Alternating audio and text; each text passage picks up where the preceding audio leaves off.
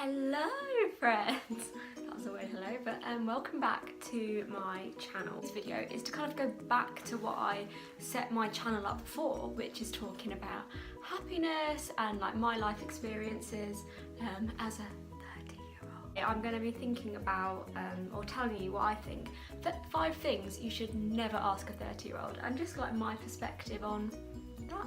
I mean, I don't know who this imaginary person is that I think might ask such questions, but number 1, do you feel old?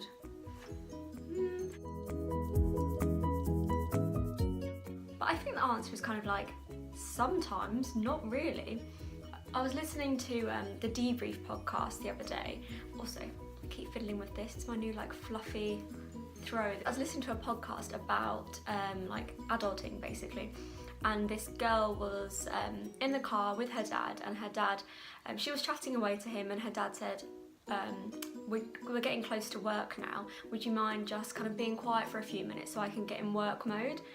And apparently this same guy, when he didn't have much to do, he'd walk around the office just pretending like he was busy. And that to me sums up adulting. Like, who the hell thinks they know what they're doing? Not me. I think a lot of people blag their life as they go on. I don't really understand bills still, so I let my boyfriend deal with that.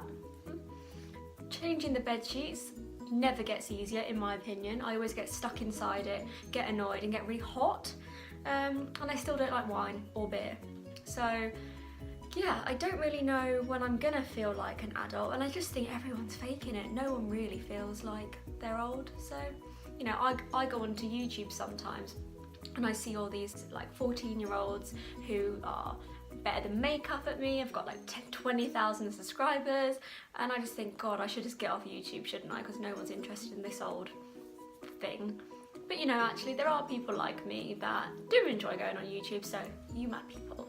So a second question, which I think is more about people who are about to turn 30 is, are you dreading or are you scared to turn 30? And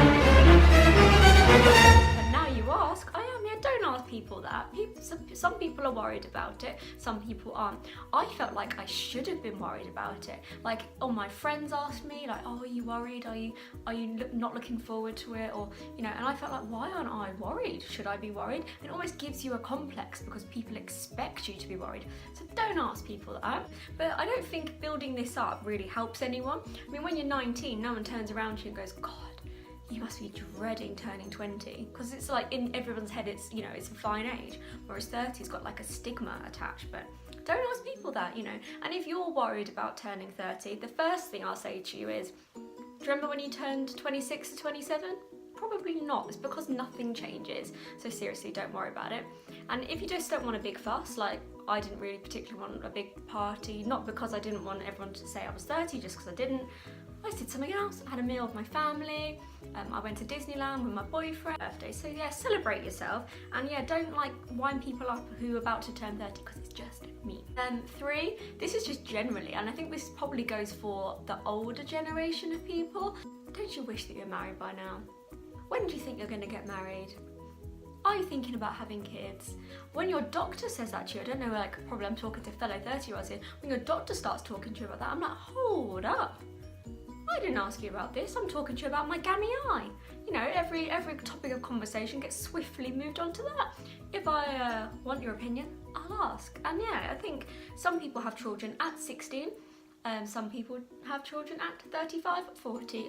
Don't ask people, because it's rude. That's my opinion on that. Don't you think you're too old for ... And to be honest, this is probably something that I ask myself more than, I mean, no one, again, I don't have rude friends or family, but don't you think you're too old for whatever that thing is? I was thinking, I went to a colleague's house a few weeks ago, and she has a beautiful flat, and I just thought, wow, this feels like a really adult flat. Should mine look like that? And I came home and I saw like fairy lights, that banner that looks wonky on camera but isn't, so I don't really know. All sorts of stuff. I'm drinking myself a lemonade. About this, like, don't benchmark yourself on anyone else. You know, comfortable in what you're doing. And another thing that I was going to make a video on, I actually made the video but I didn't really like the way it came out, was clothes that I think I probably shouldn't wear now that I'm 30 and that I still have and I haven't quite parted with. So if you're interested in that, I might edit it, let me know. But yeah, I feel like one of the things that's kept me young is continuing to do and enjoy what I love. Is the right way around? Right, the right way around now, but continue to do what you love. So if you love watching Disney movies, watch Disney movies. If you love going to shows, like there shouldn't be a time when you're trying to act. So I think a lot of people that I've observed are a bit old before their time. Like, I mean, if that's what you want to do, fine, but like there's no problem if your boyfriend plays PlayStation at 30. Mine does, I play it with him. Just carry on doing what you love, and I think that's what keeps you young. If you want to wear cat ears, wear them, because again, like, life's too short.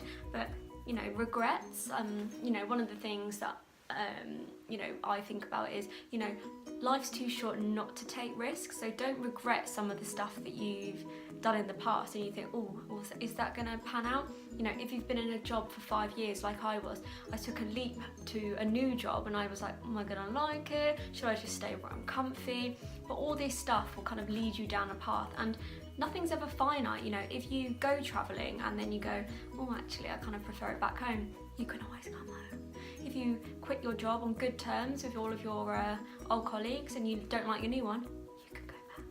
You know, all this, or if you know, move house. We've recently moved. I was in London for 6 years, now I live in the countryside. If I didn't like it, which I freaking do, I can move back to London. Like, nothing is finite. There's nothing holding anything over your head apart from yourself. You know, if that thing fails or doesn't quite work out, you can just change it up again.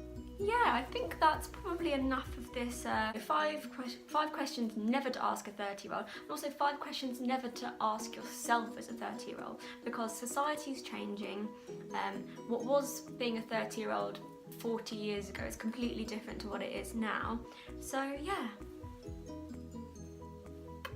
Bye guys. Oh, don't forget to subscribe.